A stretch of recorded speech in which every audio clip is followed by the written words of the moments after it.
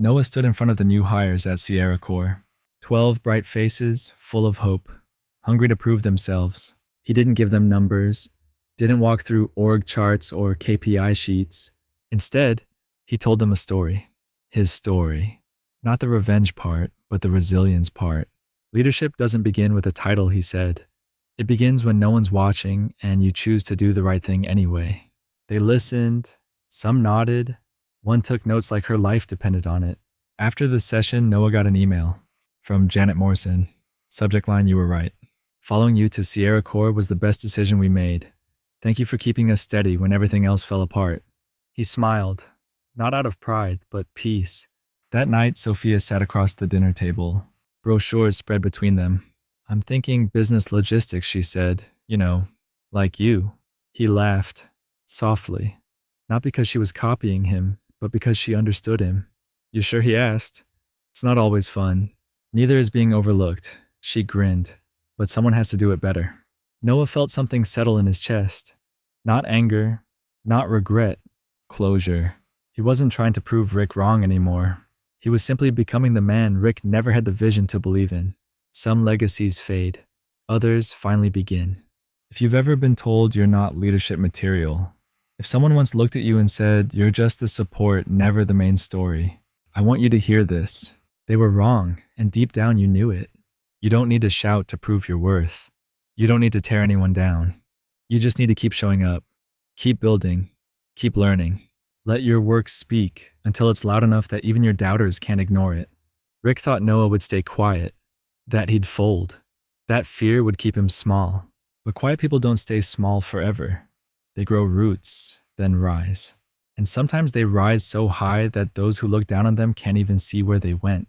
So if you're in the middle of your storm, stay steady.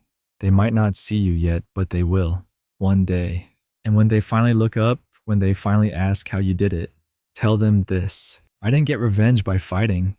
I got revenge by becoming undeniable. What they burned was your patience. What they built was your fire. And what you'll build next will make their silence echo. I didn't come from Wall Street. I came from a coal garage in Westside Chicago. No suits, no screens, just ambition and a fax machine that jammed every other day. My father, Leonard Moore, started the firm in 1997. He called it a handshake business because back then, trust mattered more than tech. I joined straight out of college. No vacation, no promises, just me, and a desk that wobbled if you leaned too far left. I cold called accountants, met lawyers over diner coffee. I knocked on doors people were too polite to slam. I wasn't flashy, but clients stayed because I never lied to them, because I knew their children's names, not just their portfolios. By year 5, we were managing 7 figures. By year 10, our name meant something in Chicago's financial district. I helped build our office, laid out the furniture with Dad, drilled our logo into the front glass myself. Every brick in that company held a piece of me. Every client that signed because of what I stood for.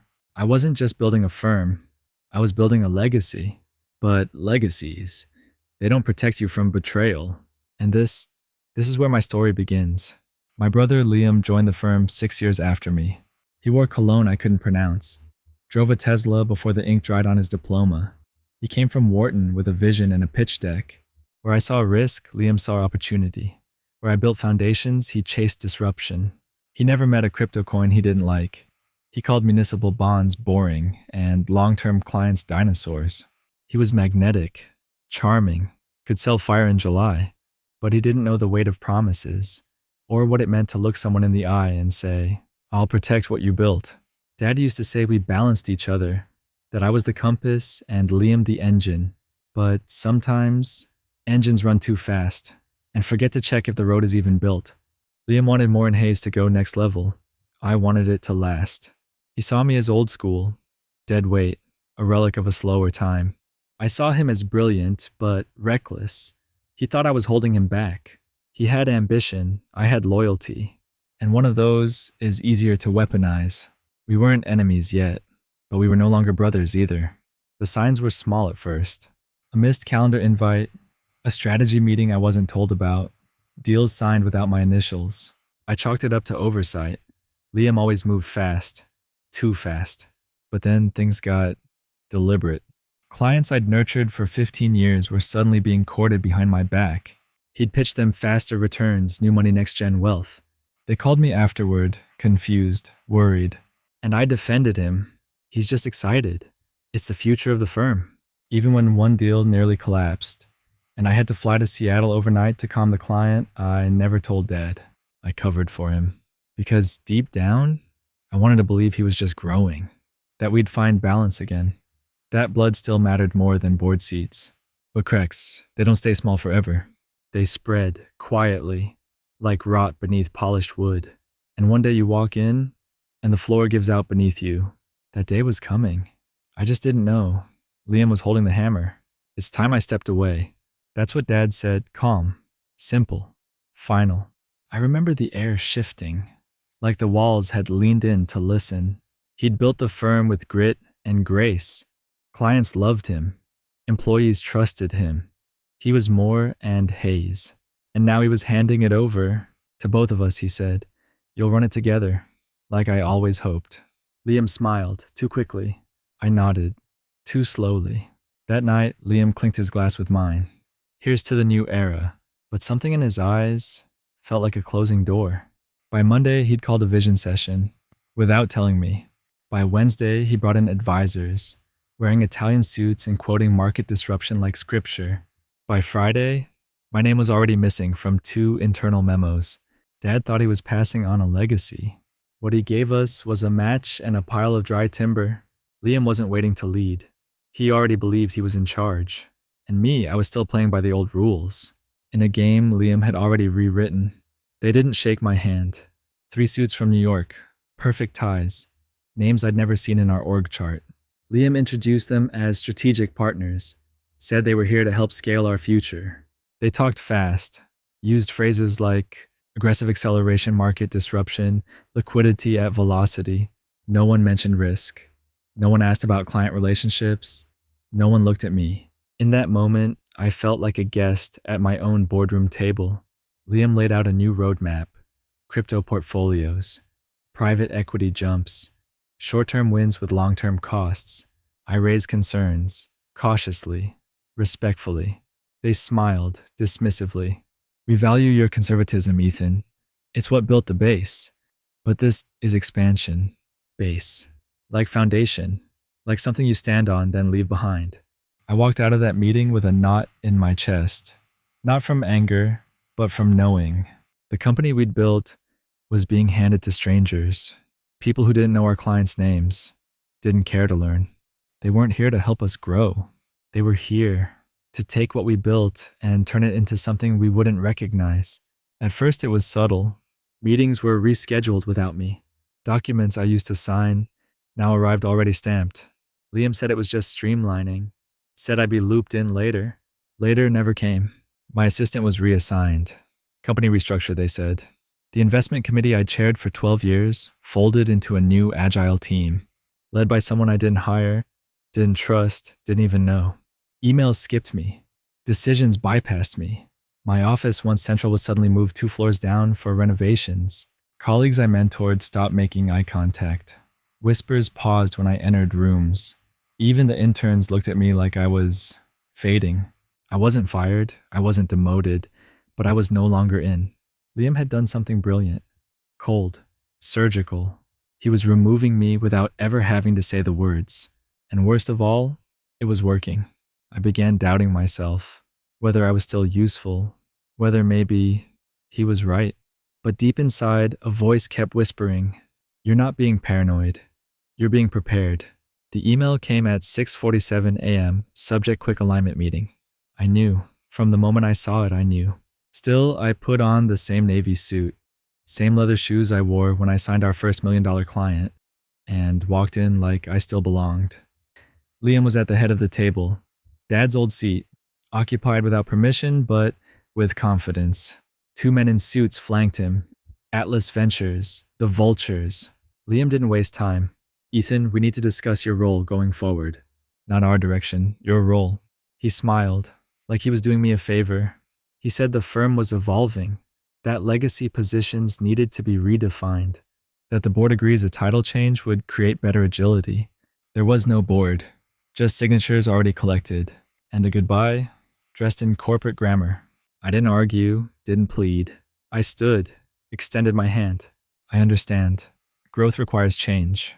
He looked confused, like he expected resistance, like he hadn't read me at all. I walked out of that room without a word more. But inside, a storm was forming. Because what he took from me that morning wasn't just a title, it was the permission I'd been waiting for. I didn't slam the door, didn't curse, didn't even sigh. I walked out like it was just another Tuesday. No one stopped me, no one looked me in the eye, and I didn't look back. I reached the elevator, pressed lobby, and for the first time in months, there was silence. No notifications, no charts, no calls to return. When the doors closed, I looked at my reflection in the metal wall. Still me, still standing. I walked to my truck. Same one I'd driven to every client meeting for the past decade. Leather worn, dashboard cracked, but loyal. Like me. I sat there for a long time. Not because I was broken, because I was calculating. 23 years, client by client, handshake by handshake. What Liam thought he inherited was never his. He had signatures on paper, but I had something deeper. Trust, loyalty, and something he'd never understand. Patience. So I opened my glove box, pulled out an old contract binder, and began reading. Not to mourn what was lost, but to prepare for what was next. The leather was cracked, edges frayed, but the binder still held. 2 decades of contracts, printouts, client records, not for nostalgia, but because I kept everything. It was a habit Dad drilled into me. Ink fades, memories lie, but paper never forgets. I flipped past old agreements, the Foster Trust, Whitman Family Holdings, each name a relationship I'd earned, not inherited. And then I saw it. Page 7, subsection C. A clause I hadn't read in years, because I'd written it. In the event of a change in senior management, the client may without penalty or delay reallocate assets to a new advisory entity of their choosing. I sat back, heartbeat slow but steady. They signed it, I enforced it. And Liam, he never even knew it was there. He was too busy chasing his next pitch, too busy pushing me out. To notice the key I'd left in plain sight. I didn't need revenge. I had something better. A mechanism, legal, silent, and bulletproof. All I had to do was make 6 phone calls. I read it again, just to be sure. Same language, same signature, mine. Client reserves the right to reallocate managed assets in the event of a change in senior leadership without penalty or notice. It wasn't hidden. It wasn't a trap. It was a safeguard. Standard language I insisted on for every high net worth client. Liam skipped those clauses. Too busy networking, too excited for venture capital. But I remembered every dotted line, every condition, every client. This wasn't revenge, not yet. This was math and leverage. Each of those clients represented millions. Together, they were Liam's illusion of success and my insurance policy. I opened my contact list. 6 names, each more loyal than any board member. Dr. Whitman, Attorney Black, Margaret Foster, and 3 more who trusted me with their children's futures. I took a breath, dialed the first number. Not to burn the house down, but to show them who really built the foundation. The first call was to Dr. Whitman. She picked up on the second ring. Ethan, is everything all right? I paused, then answered truthfully. Not exactly. There's been a leadership change at the firm. Your agreement includes a reallocation clause. You have options. I wanted to walk you through them myself. A breath, then silence. Then, are you leaving? I already have. Then so am I. 10 minutes later, she signed the transfer request. $12 million, gone from Liam's books, reassigned to a firm that didn't exist yet. The second call was easier.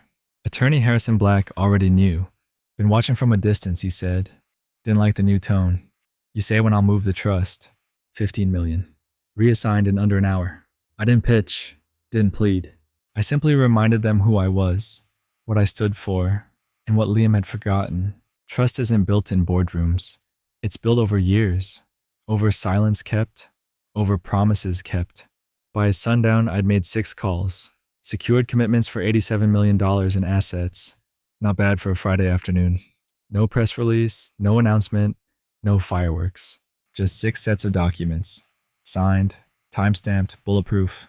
Each transfer was legal, each clause triggered, each client fully informed. Liam wouldn't know a thing until Monday. He'd fired me on a Friday afternoon. Probably thought he'd bought himself a weekend to write the announcement to celebrate with his new partners to feel untouchable. What he had really bought was 48 hours. 48 hours for me to quietly unmake everything he thought he controlled. By Sunday evening, the filings were submitted, the transfers queued, compliance confirmed. No headlines, no lawyers, just absence. The kind you only notice when it's too late to reverse. And when the market opened Monday morning, Moore and Hayes would wake up to a portfolio that looked like a ghost town. He thought I left with nothing, but I walked away with the one thing he couldn't replicate: the trust of the people who mattered. The clients didn't follow the name. They followed the man. It didn't look like much. A small office, 2 rooms, 1 desk. No reception, no mahogany boardroom. Just sunlight, quiet, and a future. I'd leased the space 6 weeks earlier. Not out of confidence, out of instinct. Something in me knew the storm was coming. So I prepared for shelter, and now I had one. On the glass door, a new name. Harborstone Advisory, a place not built on flash, but foundation. Clients didn't ask for perks, they asked for peace, consistency, a voice that didn't change with the market winds. And I would be that voice again. Without politics, without shareholders, without Liam. It felt strange to start over at 42, but not empty, not bitter, just focused. I opened my laptop. 6 portfolios waited, 87 million in assets, and by the end of the week, there'd be more. Because when word spreads, it spreads quietly but quickly, especially when trust is rare. The call started at 8:04 a.m. By 8:17, Liam had dropped his coffee. By 8:32, he was calling the IT team. By 8:45, he was in a closed-door meeting with no solutions. Client after client had initiated full withdrawals. No notice, no warning, no delay. 12 million, 15, 9, gone. Atlas Ventures was the first to call him back. They weren't angry. They were clinical. You said you controlled the client base. You said legacy accounts were secure. He tried to explain, blamed unforeseen transitions, blamed compliance miscommunication. But the clause was real. The transfers were clean, and the contracts airtight. At noon, he called me. I let it ring, twice, then picked up. What the hell did you do? I honored their rights. You stole from us. I built what you inherited, Liam, and they simply chose to follow the builder. He didn't respond. For once, no words. He hung up, but the damage was just beginning. They left without shaking his hand. No yelling, no threats, just silence and signatures. Atlas Ventures had pulled out. Official. Irrevocable. The performance clause Liam never read, it kicked in once assets dropped below 40%. They didn't need a reason. They had a right, and they used it. 3 hours later, Moore and Hayes froze all hiring. 5 hours later, the marketing budget was slashed. By end of day, HR began quiet exits. The firm wasn't dying. It was being bled dry. At 6:03 p.m., I got another call. Dad, they're gone, Ethan. The investors, the capital, most of the clients. I listened, then asked, and Liam? He's talking to recruiters, trying to salvage something. There was a pause. He thought you wouldn't fight back. I smiled. I didn't. I just never stopped building. From that moment on, there was no turning back. The company had fallen, but I hadn't pushed. Gravity did the rest. I hadn't seen that photo in years. We looked happy. We looked certain. But certainty, like success, is a fragile thing. I turned the photo over. In my father's handwriting. Before it all went wrong. I didn't feel victorious. I didn't feel like I'd won. What I felt was peace. Because for the first time in decades, I was building something not out of obligation, but intention. People think revenge is about rage, about proving someone wrong. But real revenge, the kind that lasts, it's quiet, it's consistent. It's waking up every morning knowing you never betrayed who you are, even when others did. Liam was my brother. I loved him. Maybe a part of me still does. But love doesn't excuse erasure. Ambition doesn't justify betrayal. Some bridges once burned should never be rebuilt. Not out of pride, but out of wisdom. Because protecting your peace isn't about closing doors. It's about choosing which ones you'll never walk through again. Before I clicked it, I looked out across the harbor. The same harbor our father once pointed to and said, "This city rewards those who build quietly and forgives those who fall, only if they rise wiser." I thought about everything. The betrayal, the silence, the rebuild. Would I reply to Sarah? Would I open that door? That's a story for another time. But maybe now, it's your turn. Have you ever been replaced by someone you once trusted? Have you ever watched someone take what you built and try to wear it like it was theirs? What did you do? What would you have done if you were Ethan? Because sometimes the loudest revenge is simply becoming unforgettable. If this story struck something in you, send it to someone who's rebuilding, or someone who once made you disappear. You never know who's sitting quietly, just like Ethan was, waiting for their revenge story to begin.